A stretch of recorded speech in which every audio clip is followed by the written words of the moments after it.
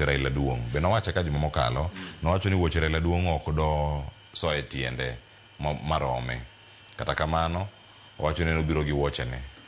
Ema koro da tiyo godo mondo mi wuoth kod oganda luo kochomo kama Raila Odinga ne dwaro. Ayudo wach mari kotene kod penjo mabedo penjo kar kacha tiyo gi sirkal mar broad based ni. En gima ochuno. Kabo kacha kod isane kata ka oyo.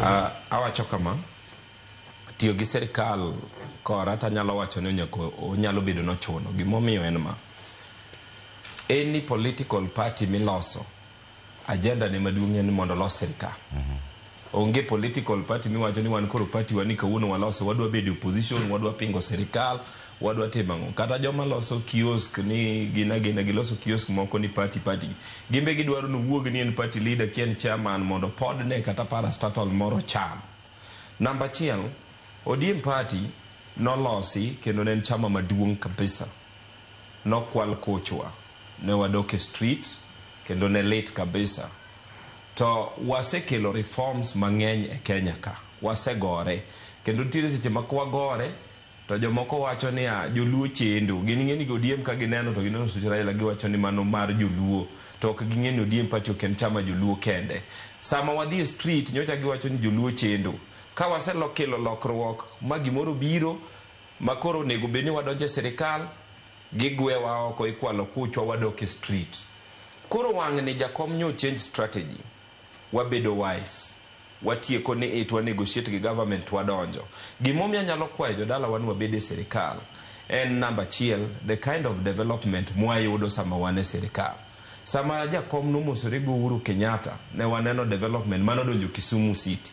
Sani kanyo dhir William Samoei Ruto waneno kaka Homabay sani loso. Nya winjo nyocha wan kako wuoye state of the nation.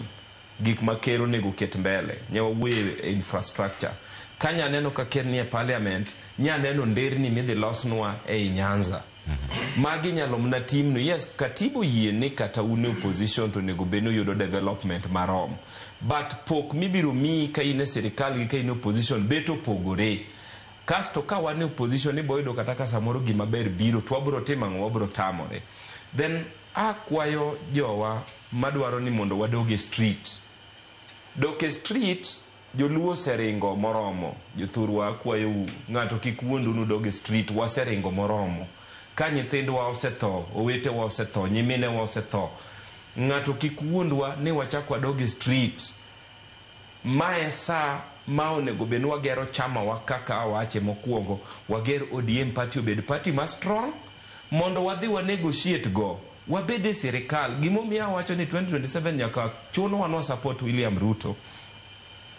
Ker William Ruto mae ng'ama noyie moting'o badenwa mar ODM modhi go ICC kane okwal kura to nodagi ni okwa winjre. Gigi notimore mae sama wan be waduoke lwedo. Koro duoko lwedo en niya wariwre gi Ruto waduoke obed ker mondo wayud development e gwengewa. Erokamano Elisha Bokara.